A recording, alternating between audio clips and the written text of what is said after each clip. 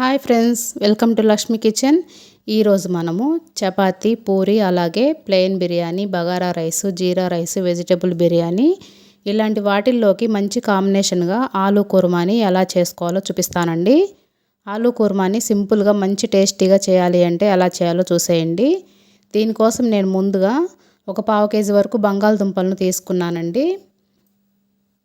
ఈ సైజు బంగాళదుంపలు 3 తీసుకున్నాను.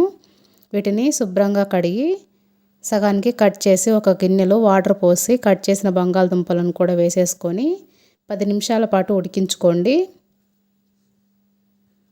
ఇలా ఉడికిన తర్వాత స్టవ్ ఆఫ్ చేసి వాటర్ నుంచి సపరేట్ చేసి బంగాళదుంపలు పూర్తిగా చల్లారినాక పై తొక్క తీసేసుకోండి. తొక్క తీసిన బంగాళదుంపల్ని ఇలా కట్ చేసుకోండి. మరీ చిన్న ముక్కలుగా కట్ చేసుకుంటే కర్రీ చేసేటప్పుడు చిదిరిపోతాయండి. అలా కాకుండా ఇలా మీడియం ముక్కలుగా కట్ చేసుకొని పెట్టుకోండి. ఇప్పుడు ప్యాన్లో 2 లేదా 3 టేబుల్ స్పూన్ల వరకు ఆయిల్ వేసుకోండి. ఆయిల్ వేడైన తర్వాత 1 ఇంచ్ దాల్చిన చెక్క, 1 యాలుక్కాయ, 2 లవంగాలు వేసుకొని లైట్గా ఫ్రై చేసుకోండి. నెక్స్ట్ మీడియం సైజు ఒక ఉల్లిపాయని ఇలా ముక్కలుగా కట్ చేసి వేసుకొని వేయించుకోండి. ఉల్లిపాయ ముక్కలు జస్ట్ మెత్తబడితే సరిపోతుంది. ఎక్కువ కలర్ వచ్చేంత వరకు వేగాల్సిన అవసరం లేదండి. ఉల్లిపాయ ముక్కలు వేగేటప్పుడే 3 పచ్చిమిరపకాయలని ఇలా కట్ చేసి వేసుకోండి.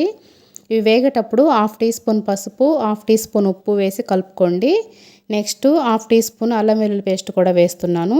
దీంట్లోనే ఒక రెమ్మ కరివేపాకు కూడా వేసుకొని అల్లం వెల్లుల్లి పేస్ట్ పచ్చివాసన పోయేంత వరకు వేయించుకోండి. నేను కరివేపాకు వేయడం మర్చిపోయానండి. నేను తర్వాత వేసాను, మీరు వేసుకోండి. అల్లం వెల్లుల్లి పేస్ట్ వేగిన తర్వాత ఇందులో 3 టేబుల్ స్పూన్ల పెరుగు వేసుకుంటున్నానండి. మంటని సిమ్లో పెట్టుకొని పెరుగు పూర్తిగా కలిసిపోయేంత వరకు కలపండి. ఫ్లేమ్ని లో ఫ్లేమ్లో ఉంచి కలుపుకోవాలి, లేకుంటే పెరుగు విరిగిపోయినట్లుగా అవుతుంది. పెరుగు పులుపు ఉండకూడదండి, ఫ్రెష్ పెరుగు వేసుకోండి. పెరుగు అనేది ఇలా పూర్తిగా కలిసిపోయిన తర్వాత 1 టీ స్పూన్ కారం, 1/2 టీ స్పూన్ జీలకర్ర పొడి, 1 టీ స్పూన్ ధనియాల పొడి వేసుకోండి. మంటని లో ఫ్లేమ్లో పెట్టి ఇలా కలుపుతూ ఆయిల్ సపరేట్ అయ్యేంత వరకు ఉడికించండి. ఇప్పుడు చూడండి, ఇలా ఆయిల్ సపరేట్ అయ్యేంత వరకు ఇలా కలుపుతూ వేయించుకోవాలండి. ఇలా వేగిన తర్వాత ఇప్పుడు ఇందులోకి మనము ఉడికించి ముక్కలు చేసి పెట్టుకున్న బంగాళదుంప ముక్కలన్నింటినీ వేసుకొని ఒకసారి మొత్తం బాగా కలిసేలా కలుపుకోండి.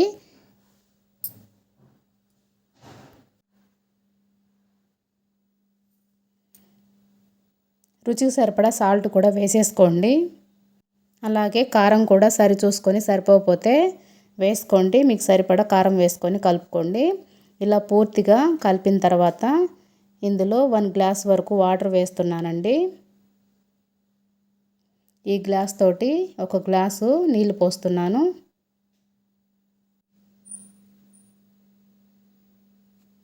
ఒకసారి కలిపేసుకొని మంటని లో టు మీడియం ఫ్లేమ్లో ఉంచి మూత పెట్టి ఉడికించండి. నాకు సాల్ట్ కొంచెం తక్కువైందండి, అందుకని నేను వేసుకొని కలుపుతున్నాను. ఇప్పుడు మూత తీసి చూపిస్తాను. ఇప్పుడు చూడండి, కూర దగ్గర పడింది కదా.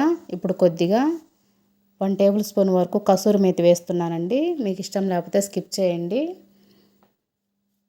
ఇప్పుడు మంటని లో ఫ్లేమ్లో పెట్టి 2 నిమిషాల పాటు ఉడికించండి మూత పెట్టి. 2 నిమిషాల తర్వాత మనకి కర్రీ అనేది రెడీ అయిపోతుందండి.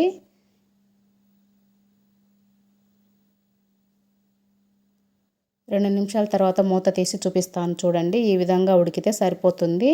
మరి చిక్కగా ఉడికించుకుంటే ఆరేటప్పటికి మరి గట్టిగా అయిపోతుందండి. ఈ విధంగా కాస్త పల్చగా ఉన్నప్పుడే స్టవ్ ఆఫ్ చేసుకోండి.